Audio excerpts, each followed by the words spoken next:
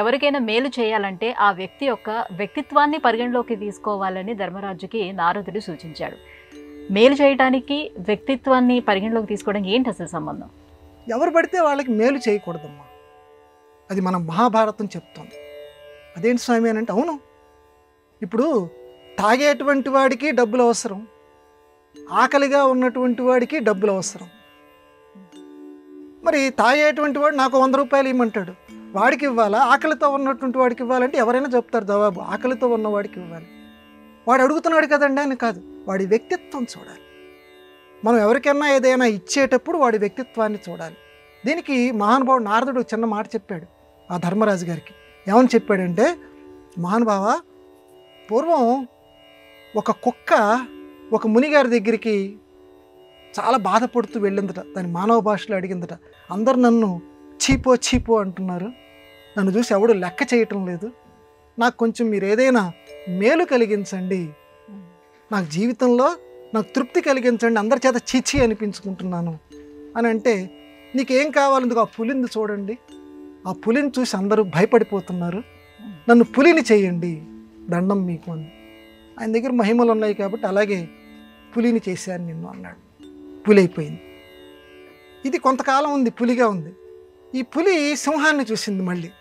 అరే, అందరూ మృగరాజు మృగరాజు అంటున్నారు సింహాన్ని, ఈ పులిగా ఉంటే కేవలం కొంతమంది మాత్రమే నన్ను చూసి భయపడుతున్నారు, సింహం ఉంటే సింహంగా కనుక నేను మారితే మృగరాజు అని చెప్పి అందరూ నన్ను గౌరవిస్తారు, సింహానికి ప్రత్యేక ప్రతిపత్తి ఇస్తున్నారు కదా, నాకు ఇస్తారు అని మళ్ళీ ఆ మునిగారి దగ్గరికి వచ్చి, స్వామి ఇలా కాదు, నన్ను సింహం చేయండి, ఓకే నేను సింహం చేస్తున్నాను అన్నాడు.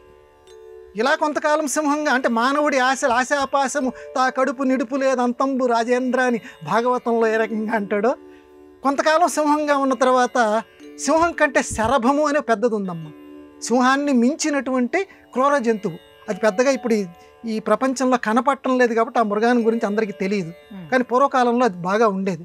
అది శరభం మృగం అంటారు దాన్ని, దశరభ అని చెప్పి మన వాళ్ళు ఇప్పటికీ ఆ పేరును జ్ఞప్తి చేసుకుంటుంటారు. శరభం మృగాన్ని చూసిందట ఈ సింహం. స్వామి, సింహం కంటే శరభం చాలా గొప్పది, దాన్ని అందరు చూస్తున్నారు, నన్ను శరభం చేయండి అని శరభం చేశాడు. చేసిన తర్వాత ఈ శరభంలో ఉన్నటువంటి ఆ కుక్క ఏదైతే ఉన్నదో, కొంతకాలం తర్వాత దానికి ఒక విచిత్రమైన ఆలోచన వచ్చిందట. ఈ మునిని ఇలా వదిలిపెట్టాను అనుకో, ఈయన ఎవరు పడితే వాళ్ళకి మేలు చేయాలనుకుంటున్నాడు, రేపు నాబోటి వాడు ఇంకొక వచ్చి మళ్ళీ నేను అడిగినట్టు అడిగితే మళ్ళీ దాన్ని కూడా ఇలాగ శరభం చేస్తాడు, నేనే శరభంగా ఉండాలి, ఇంకొకటి శరభం అయితే ఎలాగా, అందువల్ల అసలు ఈయన ఎవరికీ మేలు చేయకుండా ఈయన్ని మింగేస్తే పోతుంది. చూడండి మానవుడు ఆ స్వార్థ గుణం చూడండి. కాబట్టి ఇప్పుడు శరభాకృతిలో ఉన్నాను కదా నేను, ఈయన్ని మింగేస్తే ఈయన ఎవడికి మేలు చేయడు, ఇంకొకరిని సింహం కింద శరభం కింద ఈయన మార్చలేడు అని మింగాలి అని అనుకుంటుంటే దీని ఉద్దేశాన్ని ఆ ముని గ్రహించేశాడు, మళ్ళీ యథాప్రకారంగా కుక్క కింద మార్చేశాడు. అంటే ఈ కథ చెప్తూ ధర్మరాజుకి చెప్తా అంటాడు నారదుడు, ఎవరికి మేలు చేయాలో వారి వ్యక్తిత్వం వారి స్వభావం గమనించుకోవాలి. వారి వ్యక్తిత్వాన్ని అనుసరించి వారి స్వభావాన్ని అనుసరించి మనం మేలు చేసేదాన్ని వాడు సమాజానికి హితంగా చేస్తాడా చేయడా అని ఆలోచించి అటువంటి వాడికి ఏదైనా మనం సహాయం చేయాలి అని చక్కగా మన భారత ధర్మశాస్త్రం మనకి ప్రబోధం చేసింది.